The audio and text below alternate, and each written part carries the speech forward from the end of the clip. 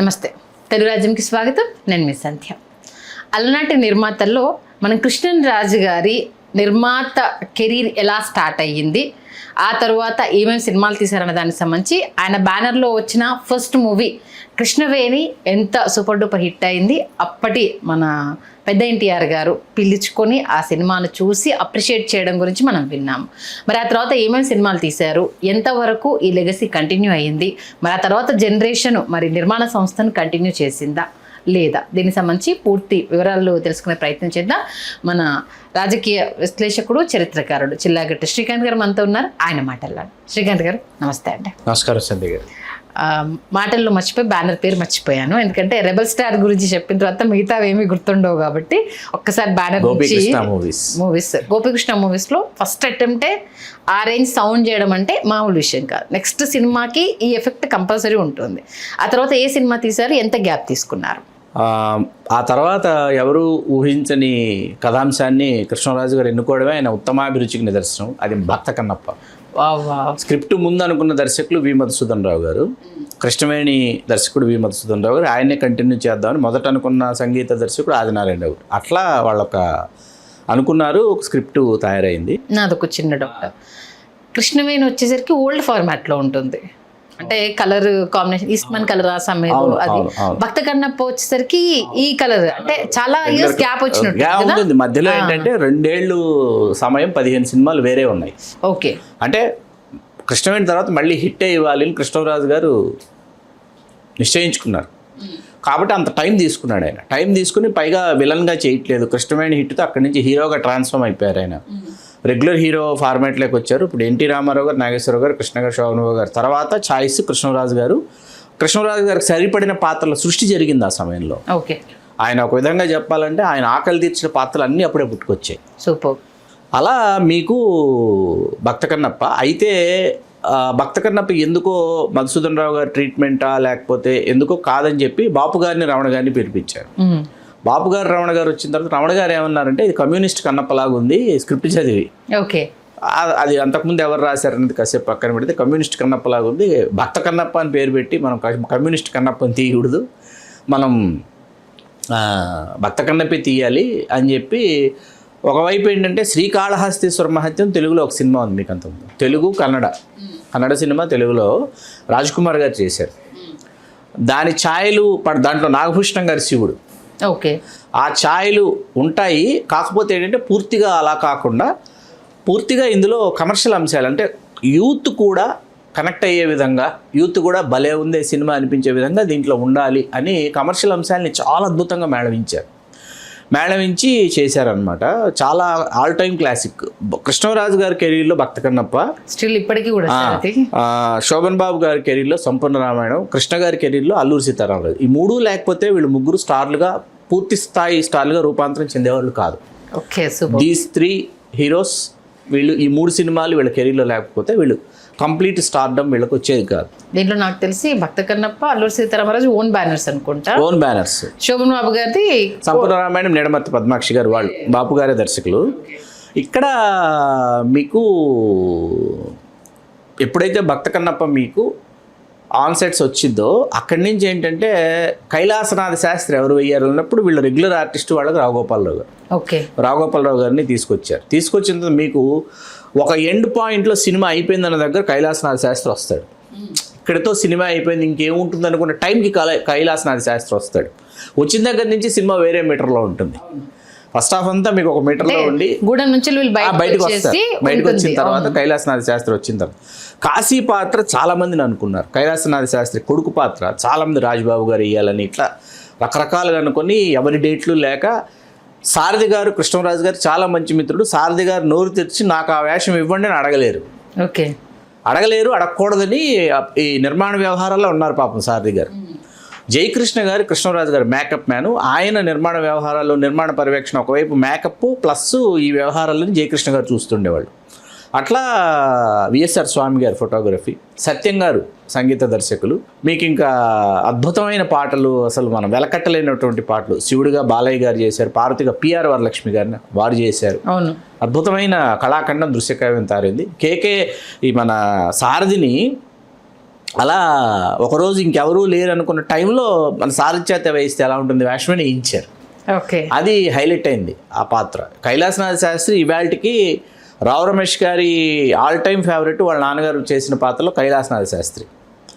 అసలు అలాంటి పాత్ర నాకు వస్తే నేను అలా చేయగలను ఇప్పటికీ రావు రమేష్ గారు అనుకుంటూ ఉంటారు. అట్లా భక్త కన్నప్ప కని విని ఎరుగని సూపర్ హిట్ అవటం, అది ఇవాళకి భక్త కన్నప్ప మనం ఎప్పుడు చూసినా భక్త కన్నప్పని అసలు మనం తెలియని తాదాత్మ్యతకి లోనుగాడు. రామారావు గారికి ప్రీమియర్ వేశారు, మళ్ళీ ఒక్క రామారావు గారిని పిలిచి మళ్ళీ ప్రీమియర్ వేశారు భక్త కన్నప్ప. వేస్తే రామారావు గారు అసలు చూస్తూ ఎంత పొంగిపోయారంటే ఆనందపడిపోయి ఒక్క కరెక్షన్ చెప్పారంట రామారావు గారు. అసలు ఆ శివుడికి ఆ కన్ను పెడతాడు కదా, తన కన్ను పెకిలించుకుని అతనికి ఆ శివలింగాన్ని కన్ను పెట్టేటటువంటి ఆ సన్నివేశంలో ముల్లోకాలు అసలు 14 భవనాలు ఇవన్నీ కూడా మన్నోమిని ఏకమైపోయినట్టు షార్ట్స్ పడితే ఇంకా ఇంపాక్ట్ బాగుంటుందని రామారావు చెప్పారంటే టైం లేదట చేయటానికి.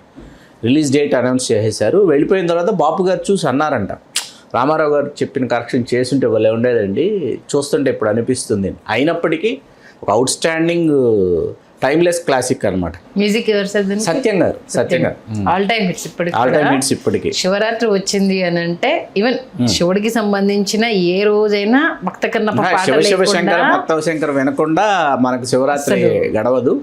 చాలా మంది ఇళ్లలో సోమవారం కూడా వినిపిస్తూ ఉంటాయి, అందులో సందేహం లేదు. అది భక్త కన్నప్ప. అలా అప్పుడున్న పనుల ఒత్తిడి వల్ల వాళ్ళు వేడుక చేయలేకపోయారు, 100 days ఫంక్షన్ చేయలేదు. ఎన్ని సెంటర్స్లో ఆడింది సార్? అది 12 centersలో ఆడినట్టుంది. 12 centersలో అప్పట్లో 100 days ఆడింది. బుట్టాయిగూడెం, జంగారెడ్డిగూడెం అంటారు, కరాటం దొరలు అంటారు. వాళ్ళ పర్యవేక్షణలో ఆ అడవిలో ఉన్న సన్నివేశాలను అక్కడ చేశారు. ఇవాళకి ఆడవ అలాగే ఉంది, ఆ లొకేషన్స్ అన్ని అలాగే ఉన్నాయి ఇవాళకి. అక్కడ చేశారు. వాణిశ్రీ గారు ఆవిడ కనీవి నెరుగిన సహకారం అందించారంట అవుట్డోర్. అప్పటికి ఏంటంటే ఆవిడ స్టార్ హీరోయిన్గా ఒక వెలుగుతున్న సమయం అది. ఆవిడ కంటిన్యూ అయ్యారు, బాగా చేశారు, అద్భుతంగా చేశారు, నో డౌట్ ఎట్ ఆల్. అందరికీ చాలా మంచి పేరు వచ్చింది. అది భక్త కన్నప్ప విశేషాలు. Super sir. ఆ తర్వాత ఏమైందంటే మళ్ళీ బాగా టైం తీసుకున్నారు, వెంటనే చేయకుండా 9 సినిమాలు చేసిన తర్వాత మళ్ళీ ఒక 2 years కృష్ణరాజు గారు 9 సినిమాలు వేరే బ్యానర్స్, వాళ్ళందరూ కమిట్మెంట్స్ ఉంటాయి కదా, వాళ్ళందరితో చేసి అప్పుడు కృష్ణరాజు గారే విసిగిపోయి ఉన్నారు. ఒక 15 సినిమాలు ఆఫ్టర్ కృష్ణవేణి, ఈ 9 సినిమాలు ఆఫ్టర్ భక్త కన్నప్ప ఏంటంటే అన్నీ డిషుమ్ సినిమాలు, ఫైటింగ్లు, angry young man image, rebel star image అన్నీ వచ్చేసాయి అనమాట. ఆయన విసుగు వచ్చింది. ఆయనకి విసుగు వచ్చి ఆయన ఒక కథ ఆయన దగ్గరికి వచ్చింది, ఒక లైన్ వస్తే దాన్ని రాఘవేంద్రరావు గారికి పంపించాడు. అంటే అసలు నేను చేయగలనా అని అడిగాడు రాఘవేంద్ర గారు. నాకు నీ మీద నమ్మకం ఉంది, నువ్వే చేయగలవు, చెయ్యి, నువ్వు ట్రీట్మెంట్ రాయించి తీసుకురా, నేను చెప్తానన్నారంట. ఒక్క ఫైట్ ఉండదు కృష్ణరాజు గారికి, అమరదీపం ఒక్క ఫైట్ ఉండదు, హీరోయిన్ ఉండదు. ఆయన ప్రేమించిన హీరోయిన్నే మురళీమోహన్కి ఇచ్చి పెళ్లి చేయాల్సి వస్తుంది. ఆ తర్వాత ఆయన చనిపోతాడు. ఆయన ఒక షాట్ ఉంటుందండి, పర్టికులర్ షాట్, మీకు ఆయన కోపం వచ్చిందని చెప్పడానికి ఆయన ఫేస్ ఇటు తిరిగి ఆడియన్స్ని ఫేస్ చేసి కోపం వచ్చిందన్న విషయం చెప్పకుండా అటువైపు తిరిగి గుప్పున ఆ పొగ వదులుతాడు సిగార్లో నుంచి, ఆయన పైప్లో నుంచి గుప్పున స్పీడ్గా పొగ వదులుతాడు. అంటే కోపం వచ్చిందని చెప్పడానికి ఫేస్ మనకు చూపించి ఎక్స్ప్రెషన్ ఇవ్వాల్సిన పని లేదు. అది ఒక ఆర్టిస్ట్ యొక్క ఇదన్నమాట. ఆర్టిస్ట్కి నటించడం తెలిసిన వాడికి ఎలాగైనా నటించగలదు, బాడీ లాంగ్వేజ్, తన చర్య ద్వారా కోపం వచ్చిందని చెప్పడం, అట్లాంటి షార్ట్స్. ఓకే. రాఘవేంద్రరావు గారు కూడా అసలు రాఘవేంద్రరావు గారు వెరీ బిగినింగ్ సినిమాలో రాఘవేంద్రరావు గారి మీద కూడా కే బాలచంద్ర గారి ప్రభావం, దాసనారాయణరావు గారి ప్రభావం, వీళ్ళ ప్రభావాలు ఉన్నాయి. ఆ ప్రభావాలతో ఏంటంటే జ్యోతి, కల్పన, ఆమె కథ, ప్రేమలేఖలు ఇట్లాంటి సినిమాలు చేశాడు ఆయన, ఎవరు రాఘవేంద్రరావు గారు. ఆ తర్వాత తన పందాన్ని ఆయన అడవి రాముడి నుంచి ఆయన తన పందాన్ని మార్చుకున్నాడు. ఆయన రాఘవేంద్రరావు గారు కమర్షియల్ పందాలకు వెళ్ళాడు. ఎందుకంటే ఇవి చేయడానికి ఉన్నారు డైరెక్టర్స్. ఒక విశ్వనాథ్ గారు ఉన్నారు, ఒక బాపు గారు ఉన్నారు, దాసనారాయణరావు గారు ఉన్నారు, బాలచంద్ర గారు, వీళ్ళందరూ చేస్తున్నారు.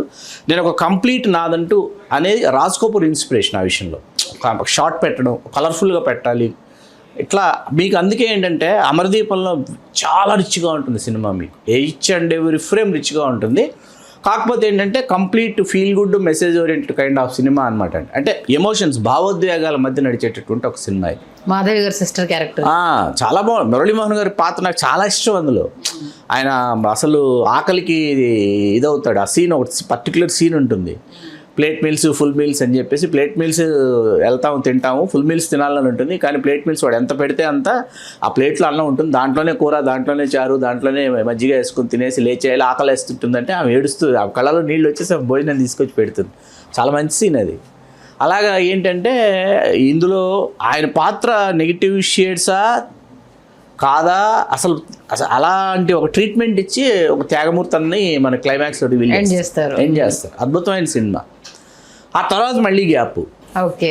ఆ మళ్ళీ గ్యాప్ తర్వాత డాక్టర్స్ ఇతివృత్తంగా తీసుకుని మధుర స్వప్నం అని మళ్ళీ రాఘవేంద్రరావు గారిని పెట్టి చేశారు. అది ఆడల ఆ సినిమా. అంటే చాలా అడ్వాన్స్డ్ మూవీ అది. వైద్య వ్యవస్థలో ఉన్నటువంటి చాలా లోపాలని ఎత్తి చూపించాలని దానిలో మళ్ళీ ఒక క్లాసికల్ డాన్సర్ కథ తీసుకొచ్చి కథగా అది మంచి కథ. వాస్తవానికి తెర మీదకి వచ్చేటప్పటికి ఏమంటే అప్పుడు కృష్ణరాజు గారు, జయప్రద గారు వీళ్ళందరూ ఇమేజెస్ వచ్చేసాయి. ఓకే. ఆ ఇమేజెస్ మీద అది పే చేయాలి ఆ సినిమా. దాని తర్వాత ఏంటంటే ప్రభాకర్ రెడ్డి గారు ఈయనకు బాగా ఆత్మీయుడు, సారథి గారు, అట్లాగే సత్యరాజు గారిని ఇంకొక ఆయన ఉండేవాడు, ఈయన స్నేహితుడు. వీళ్ళకి ఈ సినిమాలు చేస్తూ మధుర స్వప్నానికి మన అమరదీపానికి మధ్యలో ఒక సినిమా చెప్పి తీరాలి. ఒక సినిమా చెప్పి తీరాలి. ఆ సినిమా మన ఊరి పాండవులు. అది కృష్ణరాజు గారు ఏం చేశారంటే రెగ్యులర్గా గోపీకృష్ణ మూవీస్ మీద కాకుండా తన మేకప్ మ్యాన్ ఎవరైతే ఉన్నారో జయకృష్ణ గారికి జయకృష్ణ మూవీస్ మీద చేద్దాము, గోపీకృష్ణ కాకుండా జయకృష్ణ మూవీస్, జయకృష్ణ పేరేద్దాం ఈ సినిమాకి, బాపు గారి డైరెక్షన్లోనే. మనకి భక్త కన్నప్ప అంత పెద్ద హిట్ కదా అని కన్నడ రీమేక్ అండి అది. ఓకే. మనూరి పాండవ, పదవారదల్లి పాండవగల్ అని కన్నడ రీమేక్. దాన్ని తెలుగుకి ముళ్ళపూడి వెంకటరమణ గారు హైట్స్ ఆఫ్ ది నాలెడ్జ్ అనమాట. ఆయన మొత్తం అందులో దాన్ని చూపిస్తారు మనకి. దాంట్లో మరీ అల్లు రామలింగ గారి టాప్ 10 క్యారెక్టర్స్లో ఒక క్యారెక్టర్ మనూరి పాండవులు, కనెక్షన్ కన్నప్ప క్యారెక్టర్ పేరు, దొరగారి దగ్గర. చాలా మంది క్యారెక్టర్స్ ఉంటారు కదా, సారథి ఉంటారు. అది మోహన్ బాబు గారు చేయాల్సిన క్యారెక్టర్ అండి యాక్చువల్గా, సారథి గారు చేసింది. కానీ కృష్ణరాజు గారి స్నేహితుడు సారథి గారు అవడం వల్ల సారథి గారు ఆ పాత్ర దక్కించుకున్నారు. హలం గారు, హలం గారు ఏమో హిందీ నార్త్ ఇండియన్, తెలుగు వచ్చినా నార్త్ ఇండియన్ వేషాలన్నీ వేస్తుంది. అందుకే మీకు అల్లు రామలింగ గారికి డైలాగ్ రాశారు ముళ్ళపూడి వెంకటరమణ గారు, అమ్మ తెలుగు హై హై, హిందీ నై నై అని చెప్పి ఒక డైలాగ్ ఇలాంటి డైలాగ్స్. అందులో ఇంకా చిరంజీవి గారి సెకండ్ ఫిల్ము. ఆ సినిమా షూటింగ్ సమయంలోనే చిరంజీవి గారు కళ్ళు చూసి వీళ్ళు చిరంజీవి గారు పెద్ద ఆర్టిస్ట్ అవుతాడు అని అనుకున్నది. మనూరి పాండవులు మురళీమోహన్ గారి కెరీర్లో కావచ్చు, చిరంజీవి గారికి కావచ్చు, భానుచంద్ర గారికి కావచ్చు, విజయ్ భాస్కర్, ప్రసాద్ బాబు, వాళ్ళ కెరీర్లకు వాస్తవంగా ఏంటంటే అందరికీ హెల్ప్ అయింది సినిమా.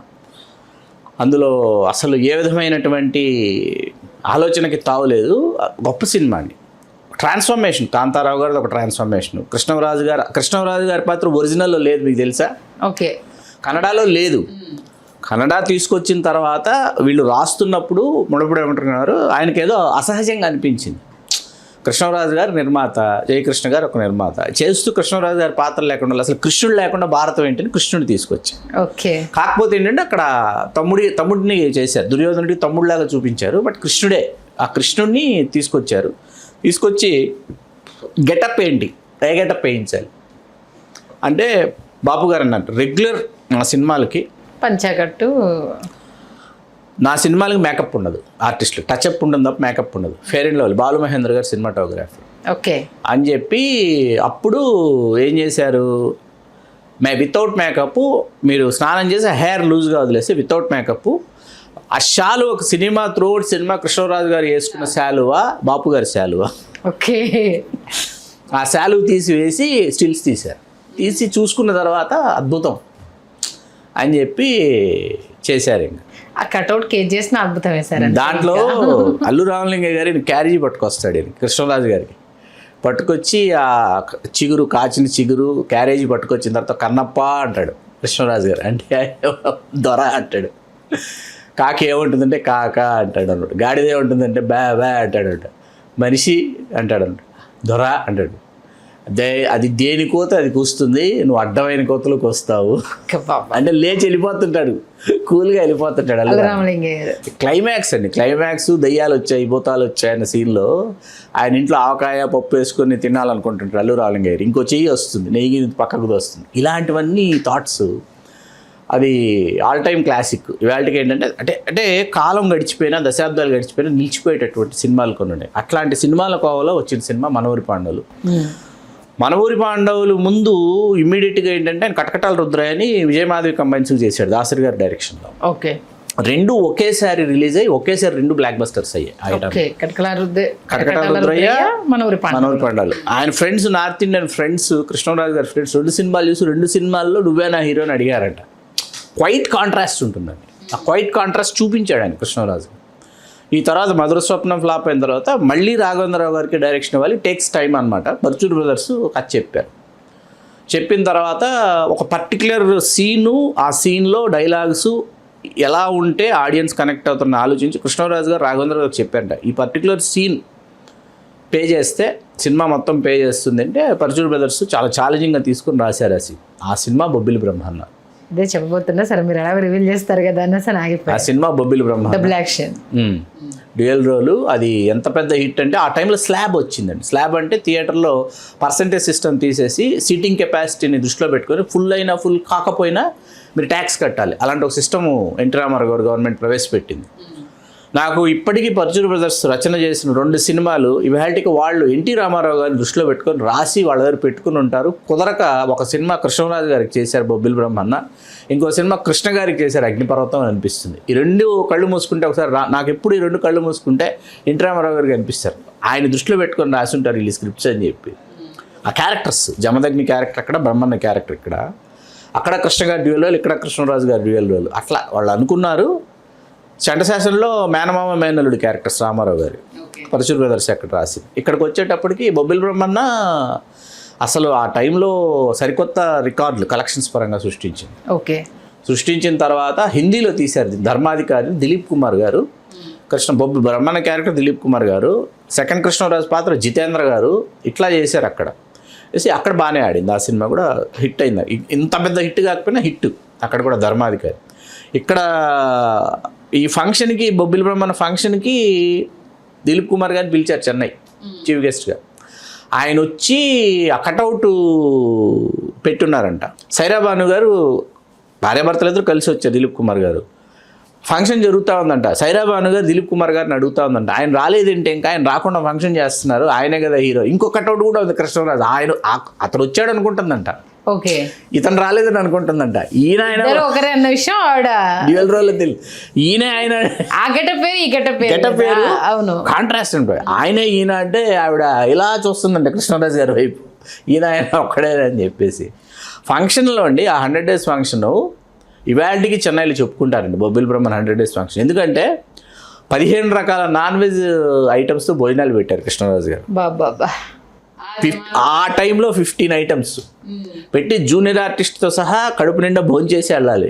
ఇవాళకి చెన్నైలో గుర్తు చేసుకుంటారు ఆ తరం వాళ్ళు, బొబ్బిలి బ్రహ్మన్ 100 days ఫంక్షన్ అని గుర్తు చేసుకుంటారు. అలా చేశారు ఆయన. అంటే ఏం చేసినా రాజస్వం అనమాట. ఆయన నటించిన రాజస్వమే, సినిమా తీసిన రాజస్వమే, ఫంక్షన్ చేసిన రాజస్వమే, ఫ్రెండ్స్కి పార్టీ ఇచ్చిన రాజస్వం. ఆయన ఎక్కడైనా ఫంక్షన్కి వచ్చినా ఒక రాజు నడుచుకుంటూ వస్తున్నట్టు ఉండేదే తప్ప ఆ రాజస్వాన్ని ఆయన అలా నిలబెట్టుకున్నారు, అందులో సందేహం లేదు. అలా బొబ్బిలి బ్రహ్మన్న చరిత్ర సృష్టించింది. ఎన్టీ రామారావు గారు పర్చూర్ బ్రదర్స్ ఎక్కడో ఎదురుపడితే అన్నారంట, రామారావు గారు ముఖ్యమంత్రి అయిపోయారు కదా, అదే బాలకృష్ణ గారి సినిమా కథ చెప్పడానికి వెళ్తే రామారావు గారు అన్నట్టు, చూసాం బ్రదర్ 2 సినిమాలు, అటు అగ్నిపర్వతం ఇటు బొబ్బిలి బ్రహ్మన్న, మామూలుగా లేవు, అవి చూస్తుంటే ఎందుకు వచ్చేసాం మా రాజకీయాల్లో కనిపిస్తుంది బ్రదర్, గొప్ప గొప్ప పాత్రలు మిస్ అవుతున్నాం అన్నారంట రామారావు గారు. ఓకే. అలా ఎప్పటికీ కృష్ణరాజు టాప్ 10లో బొబ్బిలి బ్రహ్మన్న ఉండి తీరుతుంది. ఆయన ప్రొడక్షన్లో మళ్ళీ ఆయన production house, own production house. ఆ తర్వాత మళ్ళీ ఆయన ఏంటంటే దీన్ని కంటిన్యూ చేయాలంటే నెక్స్ట్ లెవెల్కి వెళ్ళాలి అనేసి ఆయన బెన్హరు 10 Commandments చాలా ఇష్టం ఆయనకి, హాలీవుడ్ ఫిల్మ్స్. వాటిని దృష్టిలో పెట్టుకొని చెయ్యాలని చెప్పి కొండవీటి వెంకటకవి గారు, దానవీర శూరకర్ణ, శ్రీమద్ విరాట పర్వం అవి రాసిన కొండవీటి వెంకటకవి ఆయన పిలిచి కూర్చోబెట్టుకుని స్క్రిప్ట్ 1 year స్క్రిప్ట్ మీద కూర్చున్నారు తాండ్రపాపారాయుడు. ఓకే. వేసి ఇలాంటి సినిమా చేయాలంటే నాకు ఒక కటకటాల రుద్రయ్య, ఒక రంగూన్ రౌడీ ఇచ్చిన దాసనారాయణరావు గారు కరెక్ట్ అని దాసనారాయణరావు గారికి వెళ్ళారనమాట. సినిమా ఎక్కడ రాజీ పడకుండా చేశారండి. ఎందుకంటే కృష్ణరాజు గారి పాత్ర ఒకవైపు, కృష్ణరాజు గారితో equal character Mohan Babu గారిదండి Vijayaramaraju character. చాలా కష్టం ఆ పాత్ర చేయటం. పాత బొబ్బిలి యుద్ధంలో కృష్ణరాజు గారు చేసిన పాత్ర ఫుల్ ప్లెడ్జ్డ్ క్యారెక్టర్ కాదు, ఎస్వి రంగారావు గారు చేశారు తాండ్రపాపారాయుడు క్యారెక్టర్. అసలు ఇలా వచ్చి అలా వెళ్ళిపోతుంది. 4 scenes ఉంటాయి. ఏది ఎస్వి రంగారావు గారు త్రూఅవుట్ సినిమా 4 scenes ఉంటాయి. 4 scenes మిగతా వాళ్ళందరినీ పక్కన పెట్టి ఆయన తినేస్తాడు, అది వేరే విషయం. రంగారాయుడు, బొబ్బిలి రంగారాయుడు పాత్ర త్రూ అవుట్ ఉంటుంది అక్కడ, ఎన్టీ రామారావు గారు చేసింది. అందుకని కృష్ణరాజు గారు అక్కడ, విజయరామరాజు ఎవరు, రాజనాల్ గారు చేశారు, చాలా బాగా చేశారు పాత బ్లాక్ అండ్ వైట్ బొబ్బిలి. ఇక్కడికి వచ్చేటప్పటికి మోహన్ బాబు గారు తీసుకున్నారు. కృష్ణరాజు గారి ఇక్కడ గొప్పతనం చెప్పాలండి మీకు, మోహన్ బాబు గారికి ఏంటంటే ఎన్టీ రామారావు గారు చేసినటువంటి సుయోధన సార్వభౌముడి పాత్ర ఏకపాత్రాభినయంలాగా ఒక సీన్ కెరీర్లో ఉంటే బాగుంటుంది అనేవి మోహన్ బాబు గారికి మనసులో ఉంది. ఓకే, అది ఎక్స్ప్రెస్ చేశారు ఆయన, దాసరి గారికి ఎక్స్ప్రెస్ చేసి ఇట్లా ఉంటే బాగుంటుంది నాకంటే ఆలోచించి ఒక సీన్ క్రియేట్ చేశారు. అలాంటి ఒక సీను పెడుతున్నామని చెప్పి హీరో కమ్ ప్రొడ్యూసర్ కృష్ణరాజు గారికి చెప్తే వేరే హీరో అయితే 100% ఒప్పుకోరు, డామినేషన్ ఉంటుంది అనేసి. ఒక కంప్లీట్ సీన్ ఓన్లీ ఆర్టిస్టే పెర్ఫామ్ చేస్తాడు అనమాట. కానీ కృష్ణరాజు గారు కథను అనుసరించి ఆ పాత్ర యొక్క పూర్తి స్వరూప స్వభావాలు ప్రేక్షకులకు అర్థం కావాలంటే ఆ సన్నివేశం అవసరం, ఒప్పుకుంటాను తీద్దామని చెప్పి తీయించారు. ఇవాళకి మోహన్ బాబు గారి ది బెస్ట్ సీన్స్ తీయమంటే ఆ సీన్ తీయచ్చు మనం. ఓకే, చాలామంది ఏవేవో విలన్గా చేసిన దాంట్లో, కామెడీ విలన్గా చేసిన దాంట్లో మేనరిజమ్స్ ఎన్ని చెప్తూ ఉంటారు. అవి కాదండి, అది బెస్ట్. మోహన్ బాబు రాయాల్సి వస్తే ఇది రాయాలి, విజయరామరాజు పాత్ర రాయాలి. అలా అది కృష్ణరాజు గారి గొప్పతనం, నిర్మాత గొప్పతనం. హీరో ఆయన, నిర్మాత ఆయన యాక్సెప్ట్ చేసి. ప్రాణ్ గారు నటించిన సినిమా, తొలి తెలుగు సినిమా, బుస్సీ క్యారెక్టర్లో ప్రాణ్ గారు యాక్ట్ చేశారు. ఎస్ రాజేశ్వర గారు సంగీతం. ఇక్కడ జయప్రద గారు, సుమలత గారు, సుధాకరు, రామకృష్ణ గారు, నంబర్ ఆఫ్ ఆర్టిస్టులు అన్నమాట. మీకు ఇక్కడ ఏమైందంటే సినిమా రిలీజ్ అయింది, హిట్ టాక్ సొంతం చేసుకున్న తర్వాత వీడియో క్యాసెట్స్ పైరసీ స్టార్ట్ అయింది అప్పుడే అండి. ఓకే, వీడియో క్యాసెట్స్ అంటే మీరు అందరూ ఏమనుకుంటారు, సినిమా బాగా ఆడిన తర్వాత కదా VHSలు రిలీజ్ అవుతాయి. ముందే ఎలాగంటే థియేటర్స్లో కెమెరాలు పెట్టి తీసేసేవారు, తీసి కెమెరా ప్రింట్లు అద్దె వీడియో షాపుల్లో అద్దెలకి తిప్పుతా ఉన్నాడు. అలా అది ఎఫెక్ట్ అయింది సినిమాకి ఆ టైంలో. అలా తాండ్రపాపారాయుడు ఆర్థికంగా ఆయనకు నష్టాన్ని ఏం తీసుకురాలా, సినిమా హిట్. ఇది లేకుండా ఉంటే నెక్స్ట్ లెవెల్కి వెళ్ళిపోయేది సినిమా. ఓకే, అలా తాండ్రపాపారాయుడు ఆయన చిరకాల వాంఛ ఏదైతే ఉందో, ఒక యుద్ధ ప్రాతిపదికన యుద్ధాలు ఉండాలి, గుర్రాలు ఉండాలి, ఇట్లాంటి ఒక సినిమా చేయాలనుకున్న కోరిక నెరవేర్చుకున్నారు. చాలా బాగుంటుంది సినిమా. ఇవాళ కూర్చొని చూసినా సినిమా చూస్తాం హ్యాపీగా. ఆ తర్వాత ఏంటంటే మెల్లగా ఆయన కొన్ని సినిమాలు, వి మధుసూదన్ రావు గారి దర్శకంలో ప్రాణ స్నేహితులు అని ఒక సినిమా, ఓకే, శరత్ బాబు గారు. తర్వాత విజయబాబు నాయుడు గారు దర్శకత్వంలో మా ఇంటి మారు. సినిమాలు బాగుంటాయండి, యావరేజ్ సినిమాలు చాలా బాగుంటాయి. ఆయన ట్రాన్స్ఫార్మ్ అవుతున్న టైం ఏది, హీరో నుంచి క్యారెక్టర్ ఆర్టిస్ట్గా ఆయన ట్రాన్స్ఫార్మ్ అంటే ఆ టైంలోనే అంతిమ తీర్పుని ఒక సినిమా చేశాడు జోషి గారి డైరెక్షన్, మమ్ముట్టి గారి మలయాళ పెద్ద హిట్ న్యూఢిల్లీ డైరీ అని. దాన్ని అంతిమ తీర్పు అని చేశారు. వితౌట్ అంటే హీరోయిన్ ఉంటుంది, కాకపోతే ఆమె రేపుకు గురై ఉంటుంది సుమలత గారు, ఈయన దగ్గరే జాబ్ చేస్తుంటుంది. ఎక్స్ట్రాడినరీ మూవీ అనమాట. ధర్మతేజ అని ఒక సినిమా చేశారు అదే టైం. ఇట్లా కొన్ని సినిమాలు చేశారు. అందుకని ఆ ట్రాన్స్ఫర్మేషన్ టైం తెలిసిపోతుంది అన్నమాట. కృష్ణరాజు గారి హీరో నుంచి ఆయన వేరే ట్రాన్స్ఫర్మేషన్లోకి వెళ్ళేటటువంటి ఒక దశ అనమాట. అయినప్పటికీ 2 సినిమాలు బాగానే ఉంటాయి, కానీ యావరేజ్గా ఆడే. ప్రాణ స్నేహితులు ఒకటి, మా ఇంటి మహారాజు. తర్వాత ఏం చేశారంటే యమధర్మరాజు అని మళ్ళీ డ్యూయల్ రోలు, సోషల్ మూవీయే, రేలంగి నరసింహారావు గారి డైరెక్షన్లో ఒక యాక్షన్ మూవీ అనమాట. ఓకే, అది ఫ్లాప్ అయింది. ఫ్లాప్ అయ్యేటప్పటికి కృష్ణరాజు గారు కూడా ఆలోచించారు, ఆలోచించి ఆచితూచి చేద్దామని. ఆయనకి పిలకా గణపతి శాస్త్రి గారి నవల విశాల నేత్రాలోనే అది సినిమా తీయాలని చాలా కోరిక. రైట్స్ కొన్నారు ఆయన, ఆ రోజుల్లో రైట్స్ కొని పెట్టుకున్నారు. తర్వాత ఆయనకు ఒక వయసు వచ్చిన తర్వాత ప్రభాస్ గారు ఆయన హీరోగా ఇంట్రడ్యూస్ అయిన తర్వాత ప్రభాస్తో అయినా సినిమా తీయాలని ఆయన చాలా కోరిక ఉండేది. విశాల నేత్రాలు చాలా బాగుంటుంది, కానీ కుదరలేదు. అలా అంటే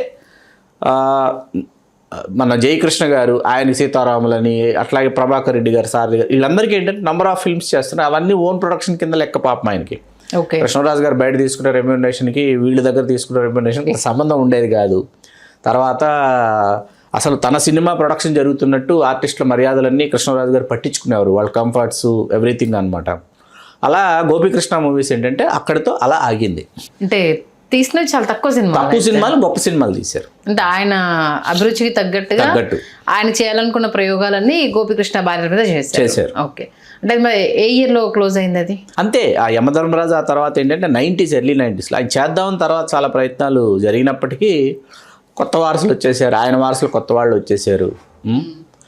ఉప్పలపాటి వంశంలోనే ప్రభాస్ గారి సోదరుడు ప్రబోధ్ గారు ప్రమోద్ వీళ్ళందరూ వచ్చారు. యువి క్రియేషన్స్ అది స్టార్ట్ అయ్యి దానిలో అది యు అంటే ఉప్పలపాటి, వి అంటే వంశీధర్ రెడ్డి, వాళ్ళు పార్ట్నర్స్ గా చేసుకుంటూ వెళ్తున్నారు సినిమాలు. అంటే ఈ బ్యానర్ అయితే కంటిన్యూ చేయలేదు. అది మొత్తానికి మన కృష్ణంరాజు గారు అలనాటి నిర్మాతల్లో ఘనంగా ప్రారంభమైన ముగింపు వచ్చేసరికి కొంత అసంతృప్తిని అయితే మిగిల్చింది. కానీ ఒక భక్త గన్నప్ప, మీరు అన్నట్టుగా Amardeep, Manavoori Pandavulu, next Krishnaveni first cinema, Krishnaveni, Bobbili Brahmanna, Tandra Papareddy, మామూలు సినిమాలు కాదు. ఆయన కెరీర్ లో ద బిగ్గెస్ట్ హిట్స్ అన్ని ఆయన బ్యానర్ లోనే ఉండడం అది చెప్పుకోదగ్గ విషయం. మీకు టైం పర్మిట్ చేస్తే మీరు ఇవాళ వెళ్ళి మీరు బొబ్బిలి బ్రహ్మన్న స్టార్ట్ చేసినా మీరు అయిపోయిన తర్వాత సినిమా ఆపరు. మీరు చూస్తూనే ఉంటాం. క్యారెక్టరైజేషన్ కానీ, ఆ పీఠం కానీ, ఆ కత్తి, ఆయన ఎక్స్ప్రెషను, అది ఒక్కొక్క మైలురాయి. దాంట్లో బ్రదర్స్ మధ్య వచ్చేది కావచ్చు, శారద గారి క్యారెక్టర్ చాలా వదినగా ఇటు భార్యగా రెండు క్యారెక్టర్స్ తనవి. కృష్ణరాజు గారి హీరోయిన్ జయసుధ గారు మరి చెప్పంగానే రీకలెక్ట్ అయిపోయాయి. మా అమ్మమ్మ గారి పుణ్యము, ఆవిడతో పాటు పాత సినిమాలు చూస్తున్నారు అంటే ఇప్పుడు మీరు ఇవన్నీ చెప్తూ ఉంటే ఏదో తెలియని భావోద్వేగం. సీరియస్లీ నిజంగా అంటే మన రెబల్ స్టార్ కృష్ణంరాజు గారి నిర్మాణ ప్రారంభము ముగింపు ఎలా జరిగింది, ఏ సినిమాలు వచ్చాయని మా ప్రేక్షకులందరికీ చాలా చక్కగా వివరించారు. ధన్యవాదాలు శ్రీకాంత్. ధన్యవాదాలు.